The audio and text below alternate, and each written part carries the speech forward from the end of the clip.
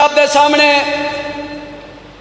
जनाब अलामा जुल्फकार हैदर तुराबी साहब वो खिताब फरमानगे और उन्होंने तो फौरन बाद बैरुल साहब जाकर जनाब मलक अली रजा जाफरी साहब वो खिताब फरमानगे और उन्होंने तो फौरन बाद कारी उल कसायद जाकर अल बैत जनाब हसन अब्बास साहब वो खिताब फरमानगे।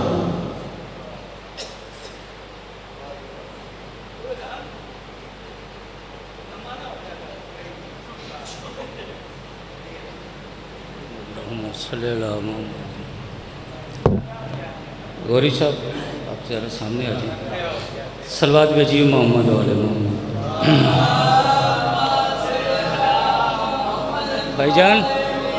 भाईजान साउंड मास्टर साहब इसकी इको कम कीजिए, किसी को समझ नहीं आ रही है कि हम क्या पढ़ रहे हैं। इसकी इको कम कीजिए। सलवात भेजिए मोहम्मद वाले मोहम्मद पर। अभी ठीक है बस। मौला आपको सलाम। जी जी जी, अगर आप नाराज़ हो रहे हैं तो मैं माफ़ी मांग लेता हूँ आपसे। किबला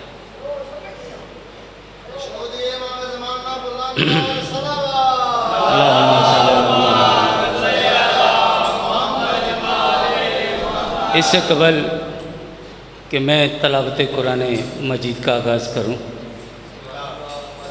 मैं तो ना तो अलामा हूँ, ना फ़हामा हूँ, ना मौलाना हूँ।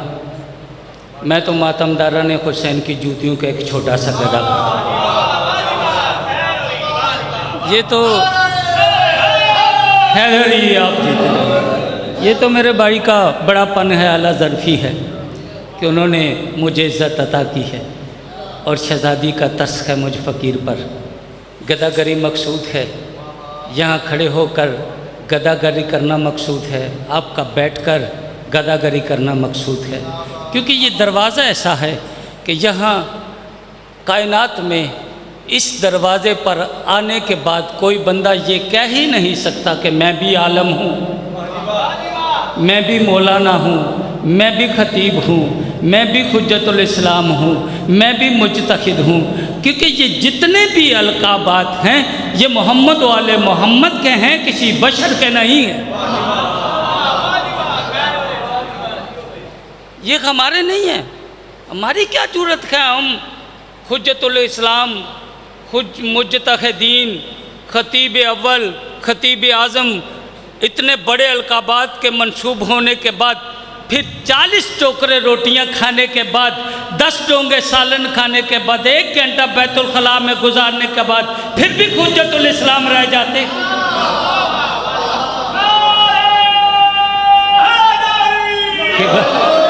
खबर भाई मैं गलत तो नहीं कह रहा। ये मासूम के अलकाबात हैं, हमारे नहीं हैं।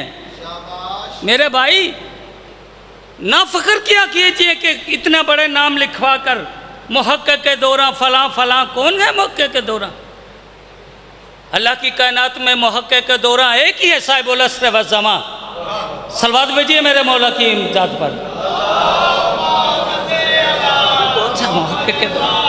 अरे भाई दामन फैलाइए, दामन फैलाइए, इस दरवाज़े पर दामन फैलाइए और अपना कासा लेकर खड़े हो जाइए और गदागरी कीजिए।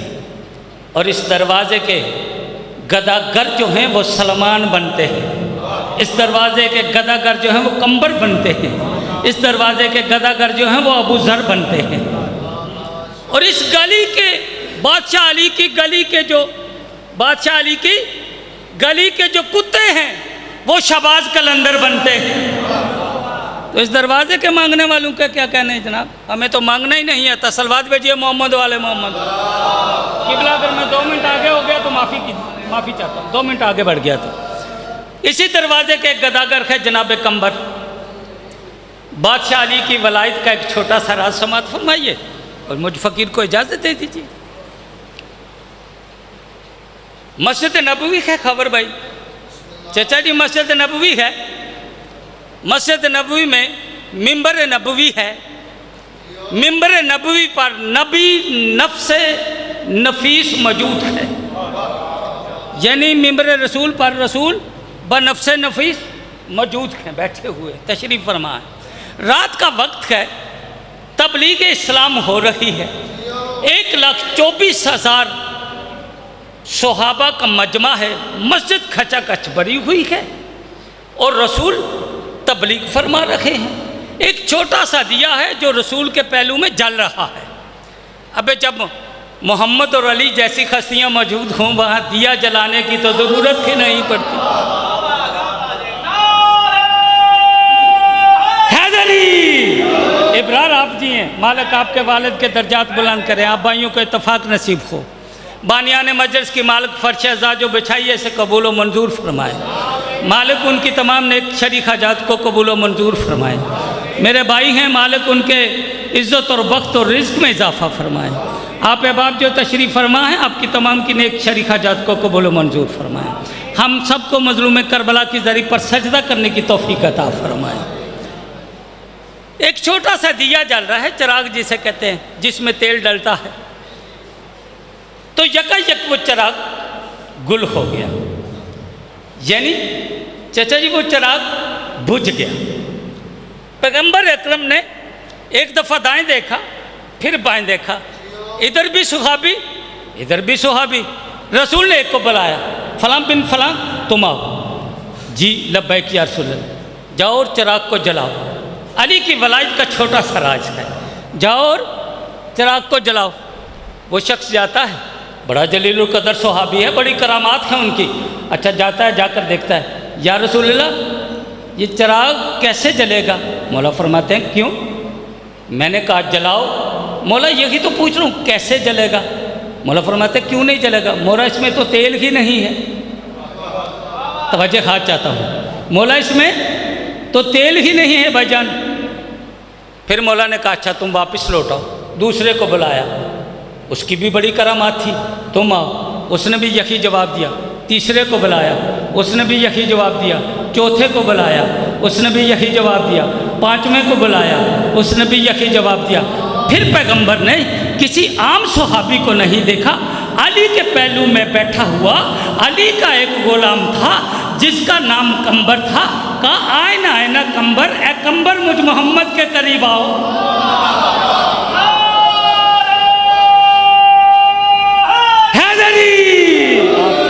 आप सलामत रहें इब्रार बेटा, आप सलामत रहें, मालिक ज़िंदगी अता करे तुम्हें सेहत वाली। लीजिए कहा कंबर मेरे करीब आओ। कंबर झुकते झुकते हालत रुकू में रसूल के करीब आए।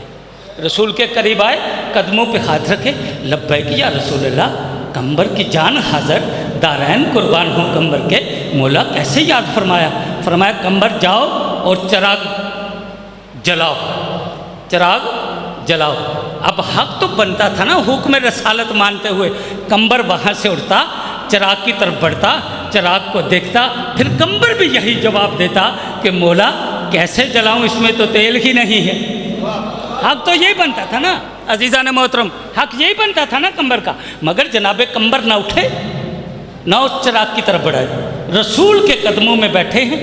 और पैगंबर का जब हुक्म सुना ना कि कंबर चिराग जलाओ, तो कंबर की एक दफ़ा निगाहें अली के चेहरे पर पड़ी। गुलाम है ना, सुनिएगा इख्तियार वलायत सुनिएगा। कंबर की निगाहें वजहुल्लाह के चेहरे पर पड़ी, यानी कंबर अपना इख्तियार इस्तेमाल करने से पहले वली इख्तियार से इजाज़त मांग रहा था। ये बिस्मिल्लाह या अली, वली इख्तियार से इजाज़त मांग। मौला अबुल हसन इजाज़त है, रसूल का हुक्म है। तो बादशाह अली ने सर हिलाकर जवाब में कहा हाँ इजाज़त है। और जब इजाज़त दे रहे थे, कंबर अली के चेहरे को देखकर मुस्करा रहा था, अली कंबर के चेहरे को देखकर मुस्करा रहे थे। अजीब मंजर था। कंबर ने अपनी ज़बान को अपने दहन से बाहर निकाला तो एक ऐसा नूर मस्जिद में छा गया कि देखने वाले करीब बैठे हुए थे, मगर एक सहाबी को दूसरा सहाबी नजर नहीं आ रहा था। ऐसा नूर खाबिर भाई छा गया, आंखें चुदियाने लगी। तमाम सहाबी परेशान हुए और कहा या रसूल अल्लाह इतना सख्त नूर है, हमारी आंखें बर्दाश्त नहीं करेगी। और ये कैसा नूर है मौला, चिराग तो पहले भी जलता रहा, ये कंबर ने कैसा चिराग जलाया है। तो मौला फरमाते हैं कंबर इस नूर को कम करो, जैसे रसूल ने कहा ना कंबर इस नूर को कम करो, तो कंबर ने अपनी ज़बान को थोड़ा सा पीछे खींचा, कंबर ने अपनी ज़बान अतखर को थोड़ा सा पीछे खींचा। जब थोड़ा सा पीछे खींचा, नूर इतना हुआ मोतदिल सा हो गया। एक सहाबी दूसरे को देखने लगे और सब देख रहे हैं कि ये नूर कंबर की ज़बान से निकल रहा है, ये नूर कंबर की ज़बान से निकल रहा है, ये नूर कंबर की ज़बान से निकल रहा है। सब सहाबी तड़प कर कहने लगे या रसूल अल्लाह, अजीब माजरा है, ये नूर और कंबर की ज़बान, ये नूर और कंबर की ज़बान, ये नूर और कंबर की ज़बान। अब मोहम्मद मुस्तफ़ा ने उन सहाबों से मुखातिब होकर कहा, सुनो मेरे प्यारे सहाबो, सुनो मेरे प्यारे सहाबा, मेरे सितारों की मानत सहाबा, कंबर से ही पूछ लेते हैं कि कंबर की ज़बान से ये नूर कैसे निकलता है।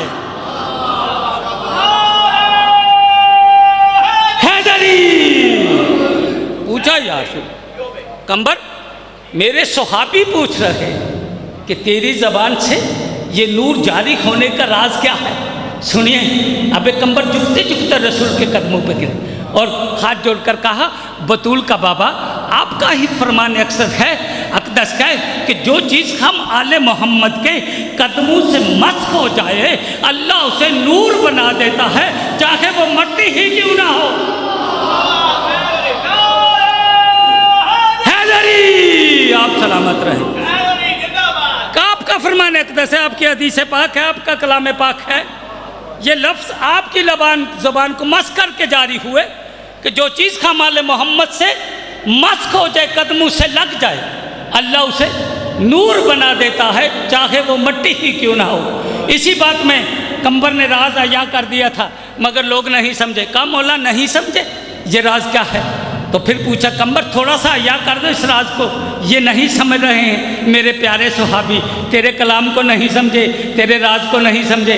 जनाब कंबर फिर रसूलुल्लाह के चेहरे की तरफ देखा, अली बादशाह के चेहरे की तरफ देखकर फरमाया, सुनो मौला, सुनो सुहाबियों, ये मेरे मौला की करम नवाजी है मुझ कंबर पर, वो करम नवाजी सुनो। कहा या रसूलुल्लाह, जब आपका भाई अली इब्ने अबी तालिब अपनी घोड़े की रकाब में अपना पाँव रखकर घोड़े की जीन से उतर जाता, तो फिर अली के कदमों की मट्टी जो है वो अली के घोड़े की रकाब पर जो बाकी रह जाती, मैं कंबर कई घंटे अपनी ज़बान से उस मट्टी को चाटता रहता, और उस मट्टी को अल्लाह ने मेरी ज़बान से नूर बनाकर जारी कर दिया।